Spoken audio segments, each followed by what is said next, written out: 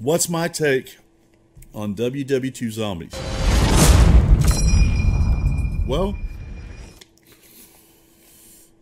obviously, they're going to have a better Call of Duty, a much better Call of Duty than last year, just like they did after Ghosts. We won't have zombies, hopping around like they're possessed by a Mexican jumping bean, the soul of a Mexican jumping bean. But I'm a little concerned that Sledgehammer or Activision hasn't enticed us a little bit more before the launch of the product with a little bit more details or trailer or something to increase pre-order sales. Now, they're going to make it harder and whatnot. Basically, it's about don't go into this thing expecting a zombie product. You can't just slap World War II Nazi zombies on something and make it succeed. I think that they're coming up with their own creative, something new version, and it could really hit. The question to me is the replayability. Am I still going to be playing it like after 30 days? That was the one thing I think they missed, in my opinion, with Exo Zombies. I didn't want to keep playing it over, and I played Origins for almost every day for 3.5 years. Mental health care professionals were called. But what do you think? What do you think about that? Give it a thought. Now, hey Llama. Hey Chris. It's Call of Duty World War II. It's like, look, oh my God, just because you're putting it back in time, in the past, doesn't mean it's going to be great. Boots on the ground, yes, you listen, that's imperative. But I got bored real quick with Battlefield because it was too far back in time. But I think Sledgehammer is going to come up with a really good product. I am going to purchase it as soon as I can afford it. I may not do tutorials on it because I don't know. We'll see. Yeah, that's what I mean. It's their own take. There's so much new stuff. It could be scary, but that's the thing. You can't just make a new zombie product in your Call of Duty and say it's Nazi zombies and expect it to succeed. You have to come up with something fresh, something new, something that will either hit or miss, and you have to address the gameplay issue, sustained replayability. Activision making them, there's going to be microtransactions, and they suck. But the Real Gamers 2K, as far as tutorials, you have to understand, man, I'm in a niche where Activision will give the game to my competitors for free and give them several, maybe even a week's early access to the game with footage. They get to launch tutorials, whatnot, and I can understand them flying them out there and all that. It is good to promote their product, whatever. But the way that YouTube is right now, this puts me at a distinct disadvantage.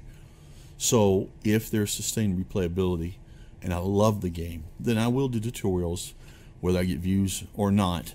That's fine. It just has to be something I'm passionate about. I'm also, hey Robert, how you doing? I know. It's just Treyarch might be making their next Call of Duty a modern day shooter. Yes, Luke.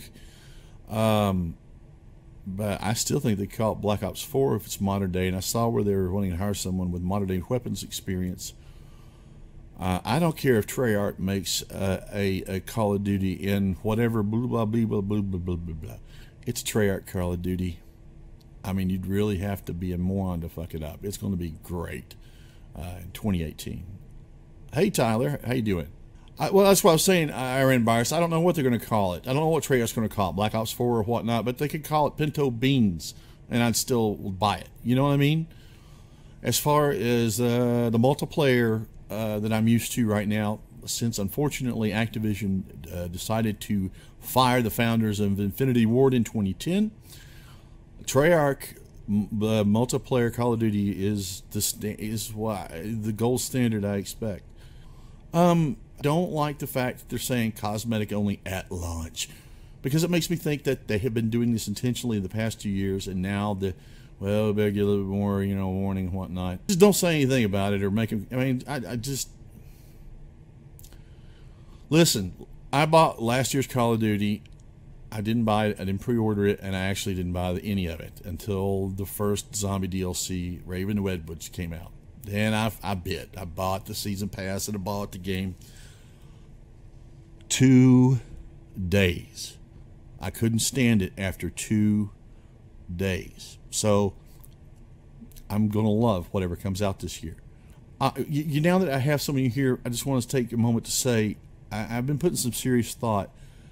I think it may be a mistake for me to put my live streams and my tutorials on the same channel. Well, you know, here's all right. I see what you're saying. All you want is the Easter egg to be better than Infinite Warfare Zombies. Really, that was the only problem you had with Infinite Warfare? Don't get me wrong. The fact that Infinite Warfare put a zombie project in your game, and someone had the wisdom not to try the alien extinction thing again, means to me that someone is listening to the customer, which is good. And I just, you know, wasn't my cup of tea. I'm very particular about my Call of Duty. Oh yeah, man. I mean, I bought it. The only thing I got out of that purchase was the Modern Warfare Remastered, which I was so upset. The only one thing I play in multiplayer is hardcore. Wrong button. And they didn't have any hardcore variants that I wanted to play, especially no hardcore cap. That's fine. But when they came out with, what is that, Prop Hunt? Ooh, Prop Hunt was fun. That was worth it. That was worth the... Actually, I waited until the Legendary was $60.